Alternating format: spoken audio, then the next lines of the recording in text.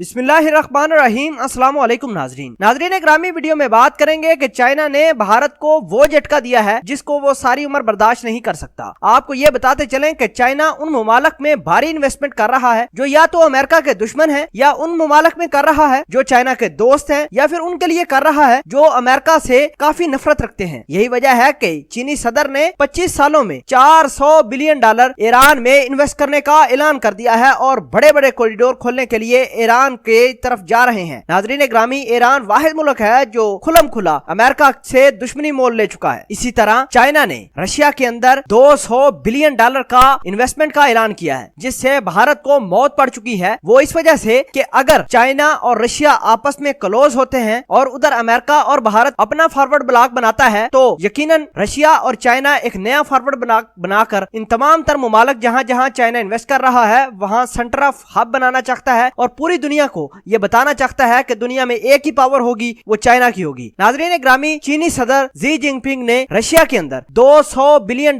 Investment करने का ऐलान किया है। ये इन्वेस्टमेंट आगे 8 से 10 सालों के अंदर की जाएगी और मुख्तलिफ प्रोजेक्ट के ऊपर की जाएगी। नाजरीन ग्रामी, चाइना और रशिया आपस में, और आपको ये बताते चलें कि अमेरिका के पीछे लगकर भारत ने बहुत सारी चीनी प्रोडक्ट का बाइकआउट किया है और आगे भी करने जा रहे हैं। चीनी मुख्तलिफ प्रोडक्ट के ऊपर टैरिफ भी बढ़ाया है नरेंद्र मोदी ने, और मसला कश्मीर एक बहुत बड़ा दोनों ममालिक के अंदर फॉरवर्ड ब्लॉक बन चुका है।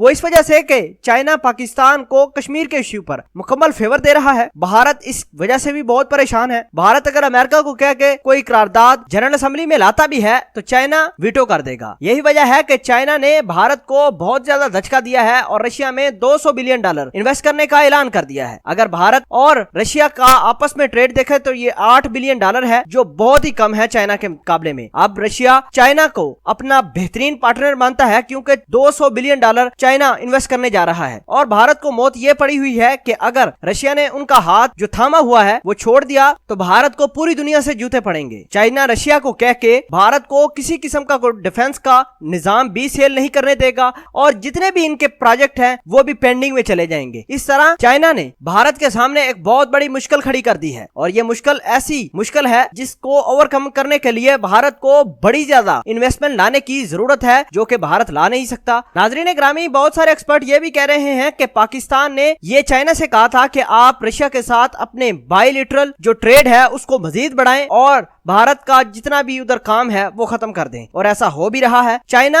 ईरान के अंदर और रशिया के अंदर बहुत बड़ा हब बनाने जा रहा है, और इस हब से भारत अमेरिका दोनों को बड़ी तकलीफ है। मोदी सरकार की अब चीखें निकल रही हैं कि चाइना को टैकल किया जा सके, क्योंकि दुनिया की सबसे ज्यादा ट्रेड फॉरेन रिजर्व चाइना के पास है, और चाइना पैसों के मामले में किसी को अपने आसपास भी भटकने नहीं देता। बहरहाल ये अब भारत मुंह की खा रहा है पूरी दुनिया से और आगे भी खाएगा, और ये बॉर्डर पे जो हालात बन चुके हैं वो अब भारत को लेने के देने पड़ेंगे। आए दिन चाइना के साथ लद्दाख के मुकाम पर ये झड़पें करते हैं। अब भारत को पता चल जाएगा कि इनके साथ होगा क्या। भारत ने जो ट्रेड वार शुरू की है चाइना के साथ, और अमेरिका के कहने पर चाइनीज प्रोडक्ट पर जो टैरिफ बढ़ाया है, इसका तो अब पता यही लगेगा कि इनको नुकसान रशिया से दोस्ती और फिर चाइना से दूरी की सूरत में उठाना पड़ेगा। आप इस पूरी खबर के बारे में क्या कहते हैं? कमेंट सेक्शन में अपना इजहार ख्याल जरूर पोस्ट कीजिएगा।